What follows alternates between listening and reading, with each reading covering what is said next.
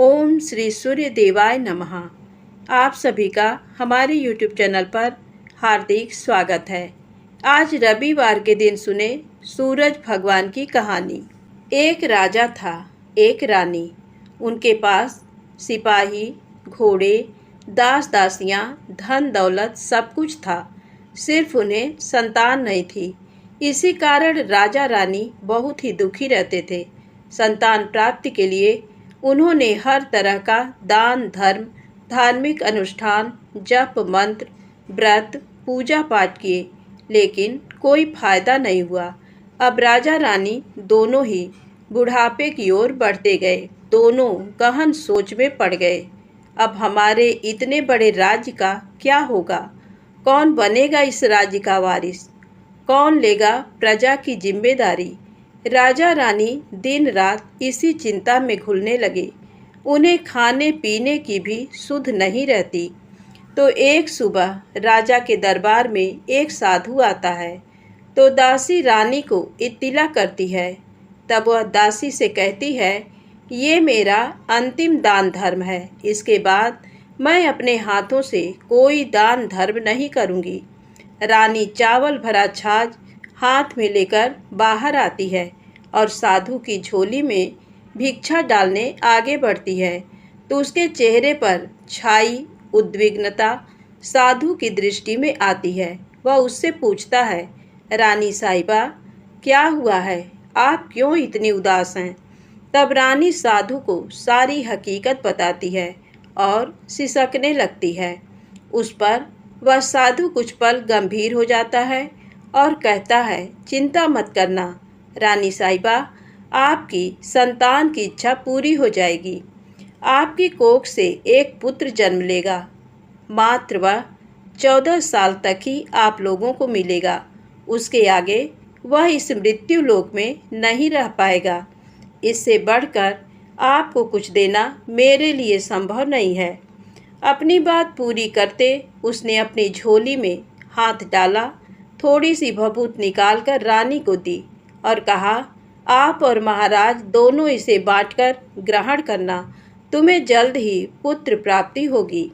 इतना कहकर साधु अपनी राह चला गया। उसके जाने के बाद रानी सोचने लगी, 14 साल तो 14 साल ही सही। उतने समय के लिए हमें पुत्र मिलेगा, यही काफ़ी है। उतने साल तक मैं उसे जी जान से बड़ा करूँगी। उसे ढेर सारा प्यार दुलार दूंगी। अपनी संतान की मुराद पूरी करूंगी।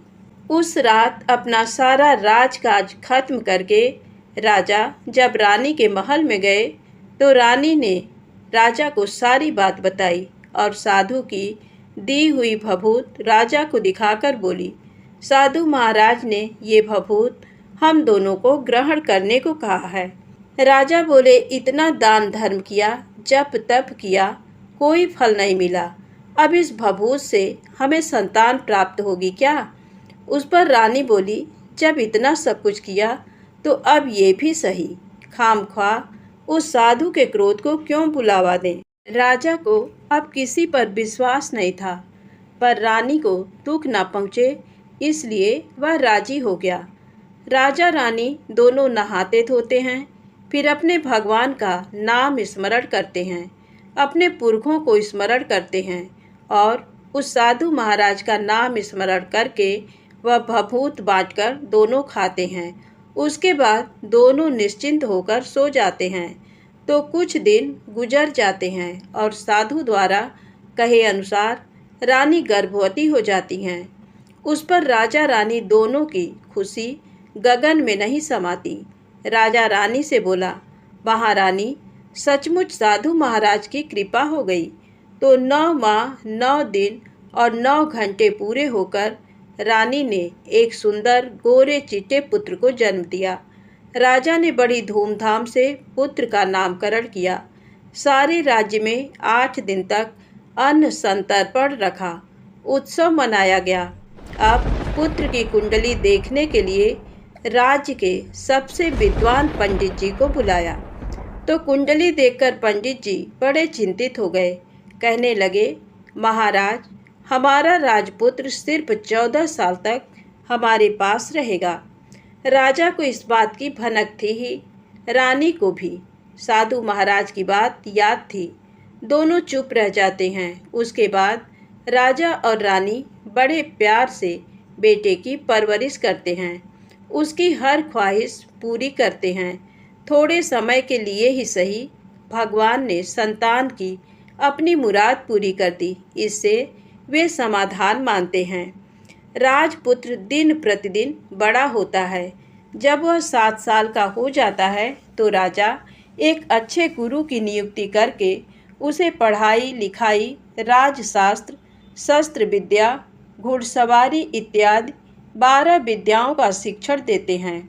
जब वह सब शास्त्र विद्या में पारंगत हो जाता है और 12 साल की उम्र का हो जाता है, तब एक अच्छी सी राजकन्या खोजकर उसकी शादी कर देते हैं। तो 2 और साल बीत जाते हैं। बेटा 14 साल का हो जाता है। एक दिन राजपुत्र राजा से बोलता है, पिताजी, मैं अपना सारा राज्य घूमकर देखना चाहता हूँ। आज तक मैंने सिर्फ इस रजवाड़े के अतिरिक्त कुछ नहीं देखा है। बेटे की बात सुनकर राजा चिंतित हो जाता है, क्योंकि पुत्र को 14वां साल शुरू हुआ था। अब कोई अनहोनी होने का वक्त नज़दीक आ पहुंचा था, लेकिन राजा ये सब बातें पुत्र को बता नहीं सकता था। वह क्या करता है कि चेहरे पर खुशी लाकर बेटे से कहता है, हाँ हाँ जरूर जाओ बेटा, तुम्हें अपना सारा राज्य घूम कर देखना चाहिए। कहाँ क्या है ये सब जानना चाहिए। कल मेरे बाद तुम्ही को तो राजा बनना है।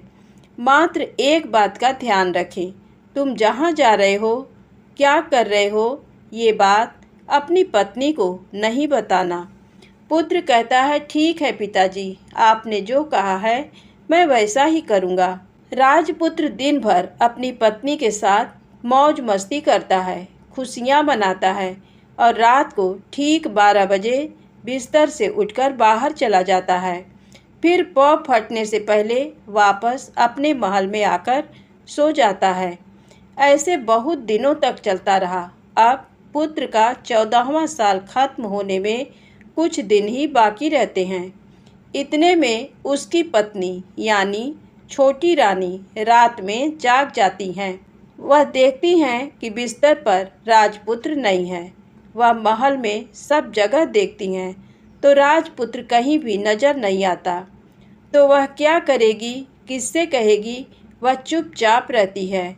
फिर भोर होने पर वह देखती है कि उसका पति अपनी जगह सोया हुआ है। वह पति से कुछ नहीं पूछती, लेकिन दूसरी रात भी वैसे ही होता है। तीसरी रात, चौथी रात, ऐसे बहुत दिन तक चलता है। रानी बहुत ही चिंतित हो जाती है। पति रात को जाता कहाँ है, किससे मिलने जाता है? उसके मन में ढेर सारे सवाल उठते हैं, लेकिन उसे पूछने में डर लगता है। शायद पति गुस्सा कर बैठे। सास ससुर से पूछने के बारे में सोचा तो उसकी कुल मर्यादा बीच में आ जाती थी। तो इस तरह मन ही मन वह कुढ़ती रहती थी। इस हालत में उसे खाने पीने में दिलचस्पी नहीं होती। वह दुबली पतली हो जाती है। तो उस राज्य में फूल बेचने वाली एक बूढ़ी मालिन थी। वह हमेशा छोटी रानी को फूल देने उसके महल में आती थी। उस बुढ़िया का ध्यान छोटी रानी पर जाता है। वह उससे पूछती है, बेटी, तुम्हें किस बात का दुख है? तुम इस तरह सूखकर कांटा क्यों बनी हो? उस पर रानी कहती है, क्या बताऊं तुम्हें अम्मा, तुम्हारा राजपुत्र हर रात बिस्तर पर से उठकर कहीं चला जाता है और सुबह भोर होते ही वापस आकर सोता है। वह कहाँ जाता है? प्रेमिका से मिलने जाता है क्या? ये सोच सोचकर मैं अन्न जल ग्रहण नहीं कर पाती और सूख सूख कर इस तरह कांटा बन गई हूँ। बुढ़िया सब बात सुनकर उसे एक उपाय बताती है। तो बेटी, ऐसा करना, आज रात तुम सोना मत। उसके पीछे जाकर देखना कि वह कहाँ जाता है, क्या करता है। उसकी अच्छी तरह से पहरेदारी करना।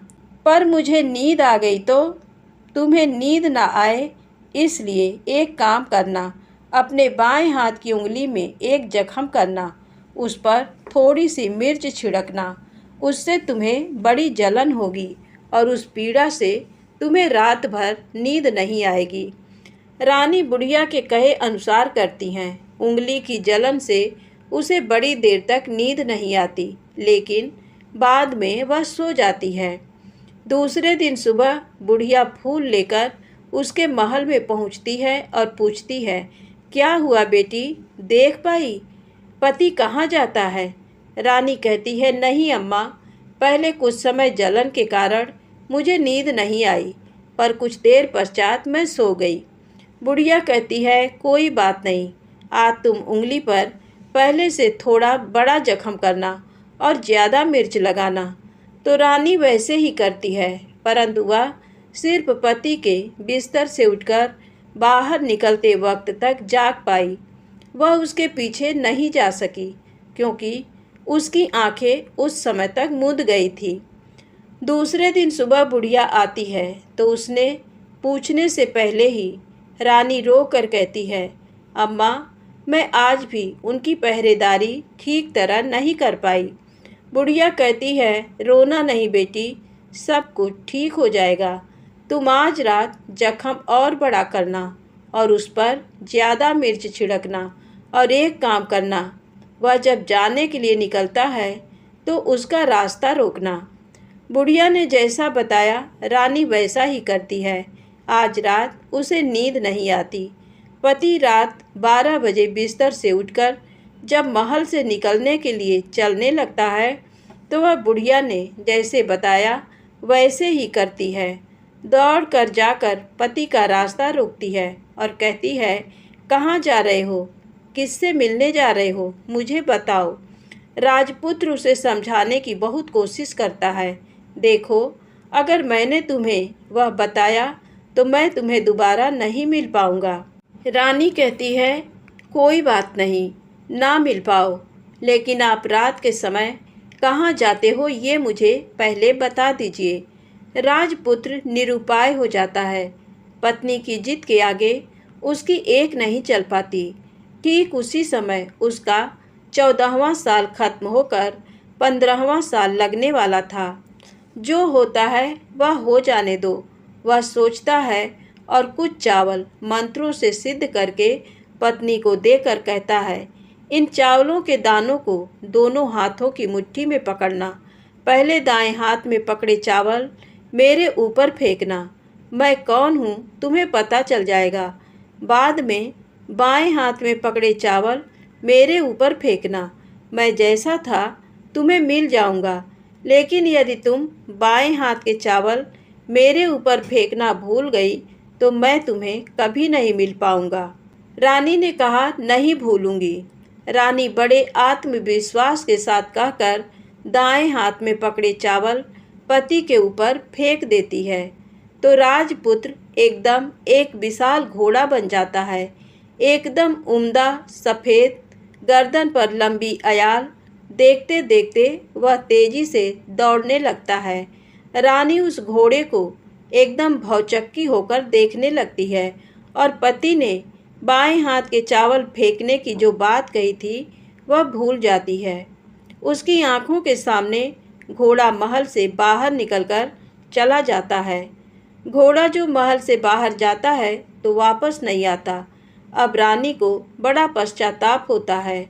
वह स्वयं को कोसने लगती है, लेकिन अब उसका कोई फायदा नहीं होने वाला था। राजपुत्र अब वापस नहीं आने वाला था। सुबह होते ही महाराजा महारानी को सब बात पता चलती है। उन्हें बहुत दुख होता है। वे बिस्तर पकड़ते हैं और राह देखते हैं कि एक दिन उनका बेटा वापस आ जाए। इस तरह 1 महीना गुजरता है, 2 महीने गुजरते हैं, 3 महीने गुजरते हैं, आखिर 6 महीने पूरे होते हैं। राजपुत्र का कोई अता पता नहीं लगता। प्रधान राजपुत्र को ढूंढने के लिए राज्य के गांव-गांव सिपाही भेजता है, लेकिन उन्हें कोई सफलता नहीं मिलती। इधर रानी अपनी हठ के कारण पति गायब हो गया ये सोचकर स्वयं को मन ही मन कोसती हैं और प्रण लेती हैं कि कुछ भी करके पति को ढूंढ लाएंगी और उसे वापस घर लेकर आएंगी। एक दिन वह सुबह उठकर सास ससुर के महल में जाती हैं और कहती है कि मैं अपने पति की खोज में जा रही हूँ। महाराजा महारानी को और क्या चाहिए था, कुछ भी करके उनका बेटा उन्हें वापस मिलना चाहिए था। वे बहू को जाने की अनुमति देकर कहने लगे, बेटी तुम्हें जो चाहे वह करो, जहाँ जाना है वहाँ जाओ, लेकिन हमारे बेटे को वापस लेकर आओ। अब रानी अपना शाही वेश बदलकर एक सेठानी बन जाती है। कुछ दास दासियों को, कुछ नौकरों को साथ ले लिया, कुछ सामान साथ लिया और राज्य की सीमा पर जाकर वहाँ एक भोजनालय खोल दिया। वहाँ आने वाले सब यात्रियों को खाना मुफ्त में देने लगी। मात्र एक शर्त रखी कि खाने वाले को उसकी देखी कोई अजीब चीज़ उसकी मालकिन को यानी राजकन्या को बतानी पड़ेगी। तो वहाँ आने वाला हर नागरिक अपनी तरफ से मैंने ये देखा, मैंने वह देखा कहकर वहाँ से मुफ्त खाना खाकर जाता था। परंतु रानी को जो बात चाहिए थी वह अब तक मिली नहीं थी। ऐसे ही कुछ दिन बीत गए तो इधर क्या होता है कि रानी के महल में फूल लेकर जाने वाली बुढ़िया के एक बेटा और बहू थे। उनका एक छोटा बेटा था, यानी बुढ़िया का एक पोता था। तो बेटा और बहू सुबह काम के लिए निकलते थे तो पोते को संभालने की जिम्मेदारी बुढ़िया पर रहती थी। बुढ़िया दिन भर पोते को संभालती थी। एक दिन बुढ़िया को पान खाने की आदत थी तो पान लगाने के लिए चूना चाहिए था। वह उसे तैयार करने के लिए सीपियाँ लेकर आई। इन सीपियों को भूनने के लिए गोबर के कंडे चाहिए थे। कंडे इकट्ठा करने के लिए वह बांस की टोकरी लेकर चरवाहे के मैदान में गई। वहाँ बहुत सारे कंडे थे। उन्हें जमा करते करते उसे घर आने में अंधेरा हो गया। इस ओर शाम होते ही काम से वापस बेटा बहू घर पहुँचे तो देखा कि बच्चा घर पर अकेला है और रो रहा है। वे दोनों गुस्से से लाल पीले हो गए। इतने में बुढ़िया घर आ पहुँची। बेटा ने पूछा, पोते को घर अकेला छोड़कर कहाँ गई थी? बुढ़िया बताने लगी कि मैं गोबर के कंडे इकट्ठे करने गई थी। इस पर बेटा बोला, दोबारा बच्चे को अकेला घर पर छोड़कर यदि कहीं गई तो मैं तुम्हें बहुत पीटूंगा। बुढ़िया कहने लगी, नहीं बेटा, फिर कभी ऐसा नहीं करूँगी। लेकिन दूसरे ही दिन बुढ़िया वह बात भूल गई और फिर चरवाहे के मैदान पर कंडे इकट्ठा करने चली गई। शाम को जब बेटा बहू काम से वापस लौटे तो देखते हैं कि बच्चा घर पर अकेला है और रो रहा है। अब उसके बेटे की सहन शक्ति खत्म होने लगी और बुढ़िया के वापस आने पर उसे घर से निकाल दिया। बुढ़िया रात भर घर के बाहर अंधेरे में बैठी रही और सुबह होते ही हाथ में टोकरी लेकर कंडे इकट्ठा करने के लिए निकल गई। उस दिन उस पर कंडे इकट्ठा करने का मानो पागलपन सवार था। कंडे इकट्ठा करते करते कब अंधेरा छा गया उसे मालूम ही नहीं चला। उसे जब ध्यान आया तो गांव का रास्ता भी ठीक तरह से दिखाई नहीं दे रहा था। वह अंधेरे में आंखें फाड़कर देखती देखती किसी तरह आगे निकल पड़ी। तो होता क्या है कि एक कपिला गाय छन छन की आवाज़ करते, गले की घंटी बजाते ठुमक कर उस मैदान पर आ गई। उसे देखकर बुढ़िया सोचने लगी कि इस गाय के पीछे पीछे जाऊंगी तो गांव तक पहुंच जाऊंगी। तब बुढ़िया उसके पीछे पीछे जाने लगी। वह गाय क्या करती है कि उस मैदान से लेकर एक एक करके 6 मैदान पार करती है। आखिर में वह 7वें मैदान पर पहुंचती है। तो वहाँ क्या होता है कि उस मैदान पर एक बड़ा सा पत्थर है। गाय जाकर उस पत्थर को अपना सींग मारती है। सींग मारा तो वह पत्थर दूर हट गया और पाताल में नीचे जाने की सीढ़ियाँ दिखाई देने लगी। तब वह गाय उन सीढ़ियों से नीचे जाने लगी। बुढ़िया वह सब देखती रही और झट जाकर गाय की पूँछ को पकड़ लिया। पूँछ पकड़कर वह गाय के साथ नीचे पाताल में पहुँच गए।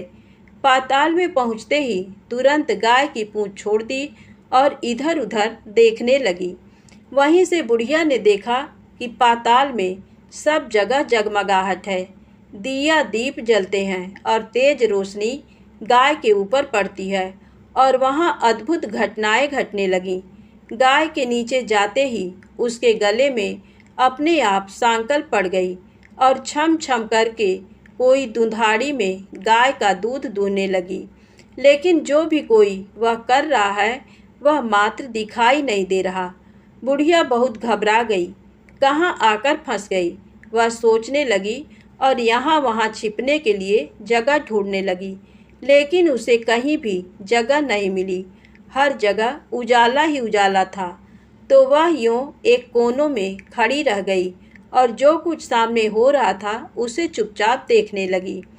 कुछ पल के बाद वहाँ झट से एक उम्दा सफ़ेद घोड़ा आया। वहाँ 2 कुंड थे।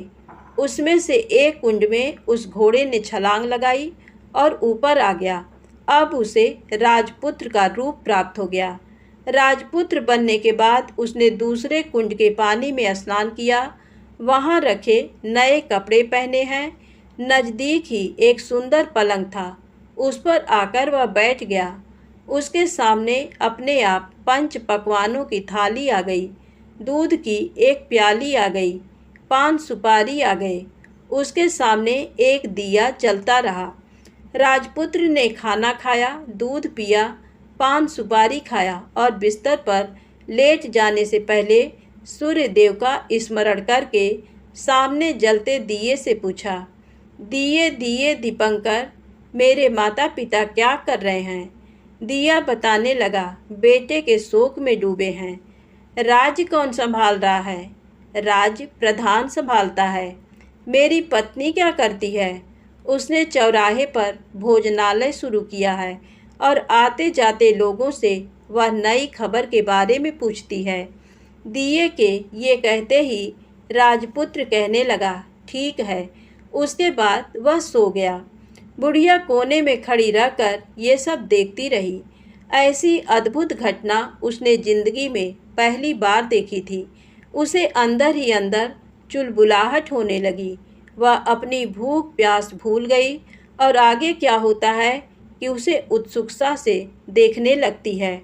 लेकिन उसके बाद और कुछ घटनाएं नहीं घटती। रात गुजर गई और सुबह हो गई। सुबह होने पर पलंग पर सोया राजपुत्र उठा और फिर से पहले वाले कुंड में छलांग लगाई तो अब वह फिर से घोड़ा बनकर कुंड से बाहर आ गया। बाहर आते ही वह तेजी से उस पाताल नगरी से बाहर निकल गया, लेकिन वह कहाँ गया बुढ़िया को कुछ पता नहीं चला। उसके बाद पिछली रात की तरह कोई उस गाय का छम छम करके दूध दोहने लगा।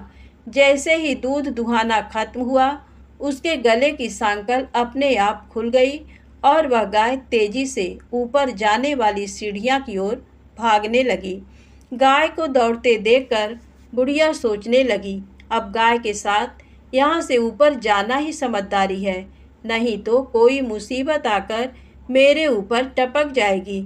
झट से उसने गाय की पूंछ पकड़ ली और गाय के साथ ऊपर आ गई। गाय जब ऊपर मैदान में पहुंची तो उस सुरंग का रास्ता अपने आप बंद हो गया और उसके मुंह पर एक बड़ा सा पत्थर पूर्ववत खड़ा हो गया। ऊपर आकर वह गाय जंगल की ओर निकल गई। इधर बुढ़िया एकदम बावली सी हो गई। उसने पाताल नगरी में जो कुछ देखा वह जल्द से जल्द किसी को बताने के लिए उतावली हो उठी। उसे एकदम याद आया कि नगर की सीमा पर कोई औरत भोजनालय चलाती है और नई बात बताने वाले को अच्छा खाना पीना मुफ्त में देती है। वह सोचने लगी कि क्यों न मैं ये बात उस औरत को जाकर बताऊं। यदि उसे ये बात पसंद आ गई तो बाकी जीवन खाने पीने की झंझट से मुक्ति मिलेगी। बुढ़िया ने मन में तय किया और तुरंत उस भोजनालय के द्वार पर टंगे नगाड़े के सामने खड़ी हो गई और जोर जोर से नगाड़ा बजाना शुरू कर दिया। नगाड़े का इस तरह शोर सुनकर मालकिन यानी छोटी रानी मन में प्रसन्न हो जाती हैं कि शायद कोई बड़ी बात लेकर यहाँ आया है। रानी सिपाहियों को आदेश देती है, जाइए और जो कोई आया है उसकी अच्छी खातिरदारी कीजिए। आदेश पाते ही सिपाही नीचे दौड़ गए तो एक बुढ़िया नगाड़ा बजा रही है उन्होंने पूछा, क्यों री बुढ़िया, क्या हुआ, क्यों नगाड़ा बजा रही हो? बुढ़िया बोली, कुछ नहीं बेटा, यहाँ खाना मिलता है ना, इसलिए आई हूँ। खाना चाहिए, मिलेगा, लेकिन तुझे कोई नई बात बतानी पड़ेगी। हाँ बताऊंगी, एक बात मालूम है मुझे। इस पर सिपाही उसे अंदर लेकर आए। उनको मालकिन का आदेश था कि जो कोई बूढ़ा बुजुर्ग वहाँ आए उनके साथ अच्छी तरह पेश आना, उनका अच्छा आदर आतिथ्य करना। तो सिपाही ने उस बुढ़िया का भरपूर आदर आतिथ्य किया। उसे बड़ी सी थाली भरकर व्यंजन परोसते हैं। बुढ़िया कुछ दिनों से भूखी थी, वह खाने पर टूट पड़ी। खाना खाने के बाद सिपाही ने उसे नई साड़ी पहनने को दी। उसके बाद उसे लेकर रानी के पास आए। बुढ़िया और रानी ने तुरंत एक दूसरे को पहचान लिया। बुढ़िया बोली, बेटी तुम, और रानी बोली, अम्मा तुम। बड़ी देर तक दोनों भांति भांति की बातें करती रहीं। आखिर कुंवरनी बुढ़िया से कहने लगी, अम्मा अब बताओ तुमने क्या नई बात देखी है? नई बात? मैंने कोई नई बात देखी नहीं है। वह तो मेरे पास तुम्हें देने के लिए खाने के पैसे नहीं थे, इसलिए मैंने झूठ कहा और नगाड़ा बजाया। रानी ने कहा, अम्मा घबराना नहीं, मैं किसी को तुम्हारा नाम नहीं बताऊंगी। फिर भी बुढ़िया मैंने क्या देखा, कब देखा करके आनाकानी करने लगी। इस पर कुंवरनी ने उससे कहा, देखो अम्मा, यदि तुमने मुझे वह नई बात बताई तो जिंदगी भर मैं तुम्हारी देखभाल करूंगी और तुम्हें रानी माता की तरह रखूंगी। अब बुढ़िया बताने को तैयार हो गई। उसने जो कुछ उस चारागाह वाले मैदान पर देखा था वह सब कुछ कुंवर रानी को बता दिया। बुढ़िया की वे बातें सुनकर कुंवरनी को यकीन हो गया कि वह राजपुत्र उसी का पति है। वह तुरंत बुढ़िया से कहने लगी, अम्मा मुझे उस जगह पर ले चलो। नहीं बेटी, वह पाताल राज्य है, सांप है। यदि किसी ने तुम्हें देख लिया तो तुम्हारी जान खतरे में पड़ सकती है। लेकिन रानी उसकी एक भी नहीं सुनती। उसे उस जगह ले जाने के लिए हट करने लगी। आखिर में बुढ़िया ने उसका कहना मान लिया और कहने लगी, ठीक है, मैं तुम्हें वहाँ लेकर चलती हूँ, पर आज नहीं कल। वहाँ जाना है तो शाम को ही जाना होगा। तो दूसरे दिन दोपहर को रानी बुढ़िया के साथ उस मैदान पर गई और एक जगह छुपकर गाय के आने की राह देखने लगी। दिन ढलते ही अंधेरा घेरने लगा और गाय हमेशा की तरह वहां आ गई। मैदान के उस कोने में जाकर उसने पत्थर पर सींग मारा तो झट से पत्थर हटकर वहां सुरंग में जाने का रास्ता खुल गया। गाय उस रास्ते से नीचे उतरने लगी तो बुढ़िया रानी से कहने लगी, जल्दी आगे बढ़ो, हम गाय की पूंछ पकड़कर नीचे उतरेंगे। तो दोनों गाय की पूंछ पकड़कर नीचे उतर गईं। बुढ़िया पहले जिस कोने में छिपी थी उस कोने में छिप गई। अब नीचे सब कुछ पहले जैसा घटित हो रहा था। गाय के गले में अपने आप सांकल पड़ गई। कोई अदृश्य रूप से उसका दूध दूहने लगा। एक सफ़ेद उम्दा घोड़े ने आकर एक कुंड में छलांग लगाई तो राजपुत्र के रूप में ऊपर आया। वह राजपुत्र दूसरे कुंड में नहाने लगा। बाद में उसके सामने खाने की थाली आ गई, दूध की प्याली आ गई, पान बीड़ा आ गया। राजपुत्र सब ग्रहण करके सोने के लिए पलंग पर गया तो सोने से पहले सूर्य देव का स्मरण करके वह दिए से पूछने लगा, दिए दिए दीपंकर, मेरे माता पिता क्या कर रहे हैं? तो दिया कुछ जवाब नहीं देता बल्कि वह बुझने लगता है। तब राजपुत्र को कुछ अघटित हुआ है इसका संदेह हो गया है। वह उदास हो गया और जो कुछ हुआ है वह हो जाने दो ऐसा सोचकर सोने के लिए बिस्तर पर लेट गया। अब रानी का संयम छूट गया। वह दौड़कर पति के पास गई और उसके पैर पकड़ने के लिए आगे बढ़ने लगी। राजपुत्र तुरंत ही पत्नी को पहचान गया। वह झट से पीछे हट गया और चिल्लाने लगा, नहीं नहीं, मुझे मत छूना, सर्वनाश हो जाएगा। रानी दोनों हाथ जोड़कर पति से अपनी भूल स्वीकार करने लगी। स्वामी, मुझसे भूल हो गई। मुझे आपसे नहीं पूछना चाहिए था कि आप रात को कहाँ जाते हो। मैं अपनी भूल स्वीकार करती हूँ। मुझे मेरी भूल की सज़ा मिल गई है। अब आप घर चलें। आपके वियोग में आपके माता पिता ने बिस्तर पकड़ लिया। आपकी प्रजा भी बहुत दुखी है। उस पर राजपुत्र कहने लगा, वही तो एक बार तुम गलती कर बैठी हो, अब दोबारा मत करना, नहीं तो अब मैं तुम्हें जो दिख रहा हूँ वह भी नहीं दिखूंगा। रानी अब विलाप करने लगी, जोर जोर से जमीन पर सिर पटकने लगी। राजपुत्र के मन में उसके प्रति दया उत्पन्न हो गई। वह उससे कहने लगा, यदि तुम मुझे पाना चाहती हो तो तुम्हें एक काम करना होगा। काम कठिन है, लेकिन वह तुम्हें अकेले करना होगा। रानी ने कहा, कहो स्वामी, कितना भी कठिन काम हो मैं वह पूर्ण करूंगी। रानी कहने लगी। इस पर राजपुत्र ने उसे बताया, इस पाताल से ऊपर जाते ही तुम्हें एक घना जंगल नजर आएगा। ऐसे 6 जंगल पार करने के पश्चात 7वां जंगल मिलेगा। वह जंगल सबसे घना है। उस जंगल में बीचों बीच एक पीपल का पेड़ है। उसके आसपास की जगह पत्ते, फंदे, जटाएं, कांटे इत्यादि से ढक चुकी हैं। वहाँ बाघ, शेर, भालू, सांप सभी धमा चौकड़ी बैठती है। तुम्हें उन सबको भगाकर वह जगह साफ करनी है। उसको गोबर से लिपाई करके पवित्र बनाना है, रंगोली से सजाना है। उसके बाद वहाँ धूप, कपूर, अगरबत्ती जलानी है।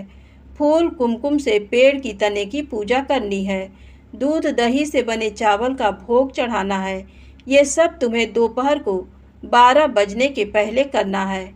12 बजने के समय तुम्हें उस जगह पर बैठकर सूर्य भगवान का ध्यान करना है।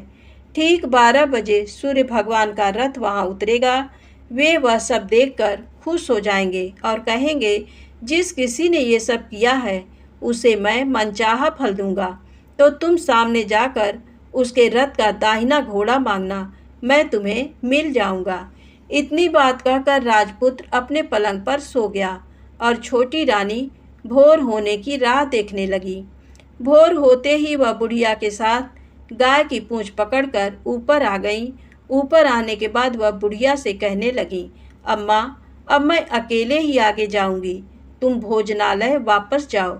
वह जंगल में जाकर राजपुत्र की बताई जगह ढूंढने लगी और स्वयं आरी से वह जगह साफ कर दी। बाद में राजपुत्र ने जैसे बताया वैसी लिपाई पुताई करके वापस आ गई। दूसरे दिन पौ फटने से पहले उठी और जंगल में उस जगह पहुंची। वहां जाकर इत्र, गुलाब का पानी छिड़क कर वह जगह सुगंधित की। धूप अगरबत्ती जलाकर उसे पवित्र किया और पूजा की। सब सामग्री वहां तैयार रखकर सूर्य भगवान का ध्यान करने बैठ गई। जैसा कि पति ने बताया था, दोपहर को ठीक 12 बजे सूर्य भगवान का रथ उस पीपल के पेड़ पर आकर रुका है। सूर्य भगवान ने जब रथ से नीचे देखा तो सुगंधित वातावरण देखकर वे बहुत प्रसन्न हो गए।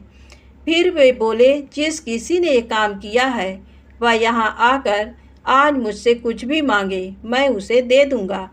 रानी ने जब ये शब्द सुने तो बिना समय गंवाए दौड़कर उनके सामने आ गई और उनको साष्टांग नमस्कार करके बोली, भगवान, वह मैं ही हूँ, मैंने ही ये जगह साफ की है। अच्छा, तो तुम्हें जो चाहिए वह मांगो।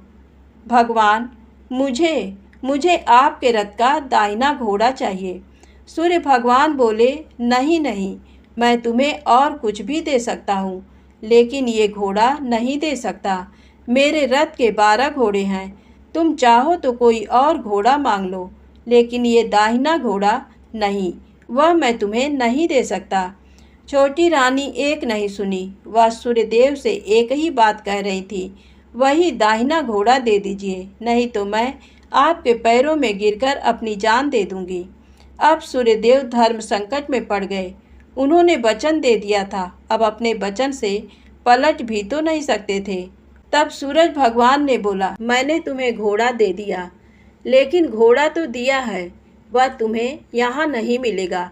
तुम्हें उसे पाताल में जाकर लाना होगा। रानी बोली, पाताल में ही क्या भगवान, मैं उन्हें पाने के लिए कहीं भी जा सकती हूँ। रानी को वचन देकर सूर्यदेव अपने मार्ग चले गए और इधर रानी जंगल से अपने भोजनालय में आ गईं। फिर वह बुढ़िया को लेकर उस मैदान पर आ गईं। जल्दी ही शाम हो गई। शाम होते ही वहाँ वह गाय आ गई और उसने सींग मारकर सुरंग का पत्थर हटाया तथा नीचे उतरने लगी। रानी और बुढ़िया जल्दी जल्दी उसकी पूंछ पकड़कर नीचे उतर गईं। नीचे पाताल में सब घटनाएं पहले की तरह ही घटने लगीं। घोड़े का एक कुंड में नहाकर राजपुत्र बन जाना, नहा धोकर पलंग पर जाकर बैठना, तो उसे खाने की थाली, दूध की प्याली आना, पान बीड़ा आना। लेकिन आज एक बात नई घटी। आज दो दो थाली, दो दो दूध की प्याली, दो दो पान बीड़े उसके सामने आए। वह कुछ नहीं बोला। अपने हिस्से की थाली खाकर, दूध पीकर और पान बीड़ा चबाकर वह सोने चला गया और हमेशा की तरह दिए से पूछने लगा, दिए दिए दीपंकर, मेरे माता पिता क्या करते हैं?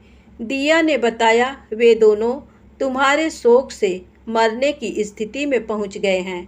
ऐसा झट से उसकी आंखों से आंसू टपकने लगे। फिर वह पूछने लगा, दिए दिए दीपंकर, मेरा राज्य कौन चला रहा है? तुम्हारा राज्य प्रधान चला रहा है और वह सब कुछ हड़प चुका है। वह प्रजा पर बहुत अत्याचार कर रहा है। सुनकर राजपुत्र को बहुत गुस्सा आया। वह गुस्से से अपनी मुट्ठी भींचने लगा। अब वह पूछने लगा, दिए दिए दीपंकर, मेरी पत्नी क्या कर रही है? अब दिया कुछ नहीं बोला, चुप रहा। अब रानी का संयम जवाब दे गया। वह दौड़कर पति के गले लग गई। अब मैं तुम्हें मिल गया, राजपुत्र कहने लगा। सच कहते हो? अब आप फिर से घोड़ा तो नहीं बनेंगे? नहीं, दोबारा घोड़ा नहीं बनूंगा। तुमने जो इतने सारे कष्ट उठाए हैं मुझे पाने के लिए, इसलिए सूर्यदेव ने मुझे सदा के लिए घोड़े के जन्म से मुक्त कर दिया है। राजपुत्र ने बड़े प्यार से कहा और उसे गले लगाया, उसके आंसू पोंछे। कुछ देर पश्चात भोर हो गई तो गाय की श्रृंखला टूटकर वह ऊपर भूलोक जाने लगी। रानी, राजपुत्र और बुढ़िया उसकी पूंछ पकड़कर ऊपर आ गए। ऊपर आने पर वे सीधे भोजनालय में पहुँचे। वहाँ का सब सामान लोगों में बांट दिया और उसको ताला लगाकर अपने राज्य में लौट गए। राजपुत्र वापस आता और उसके तेवर देखकर प्रधान घबरा गया। राजपुत्र ने उसे बंदी बनाकर कैद खाने में डाल दिया और राज्य की बागडोर अपने हाथ में ले ली। उसके बाद वह अपने माता पिता को मिलने उनके महल में गया। तब राजपुत्र क्या देखता है कि उसके माता पिता उसके शोक में अस्थिपंजर बने हुए हैं। पुत्र को वापस आया देखकर मरड़ा सन राजा रानी की आंखों से टप टप आंसू बहने लगे। इन दोनों ने पुत्र को गले लगाया, उसे प्यार से सहलाया। इतना होने के बाद उनके सेहत में एकदम सुधार आने लगा। वे अब बिस्तर से उठकर बैठ गए हैं। पुत्र को आशीष देने लगे। राजपुत्र के आने की खबर तुरंत राज्य भर में फैल गई। प्रजा खुशी से फूली नहीं समाई। प्रजाजन राजमहल के सामने इकट्ठे हो गए। राजपुत्र ने भी उन्हें दर्शन दिए और आज से उन्हें कोई दुख नहीं पहुंचाएगा, ऐसा वचन भी दिया।